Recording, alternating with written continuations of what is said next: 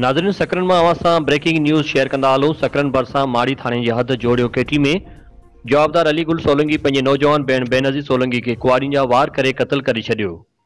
जवाबदार थाने ते पेश थी गिरफ़्तारी ॾेई छॾी। जी नाज़रीन तव्हां सां हिकु भेरो ॿीहर अफ़सोसनाक ख़बर शेयर कंदा हलूं। सकरन भरिसां माड़ी थाने जी हद जोड़ियो केटी में जवाबदार अलीगुल सोलंकी पंहिंजे नौजवान भेण बेनज़ीर सोलंकी के कुआरियुनि जा वार करे क़त्ल करे छॾियो। जवाबदार थाने ते पेश थी गिरफ़्तारी ॾेई छॾी। वधिक तफ़सील लाइ असां राब्तो कयो आहे सकरन जे पारस न्यूज़ जे रिपोर्टर राजकुमार ओड सां। जी राजकुमार ओड, छा तफ़सील आहिनि हिन वक़्तु?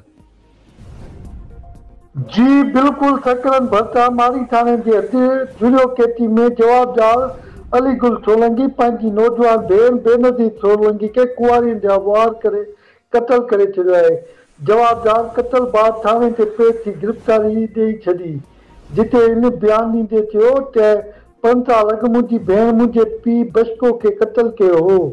उन खां पोइ पीउ जे क़त्ल वारे ॾोह में जेल खातनि खां पोइ आज़ाद थी पीउ जे क़त्ल जी प्लान में मूं क़त्ल कयो आहे। वाक़े बाद मारी दलबानी पुलिस लाश तेवील में मोटी पोस्टमार्टम सकरन थाने आंदो, जिते पोस्टमार्टम बाद लाश वारसनि हवाले कयो वियो। जी।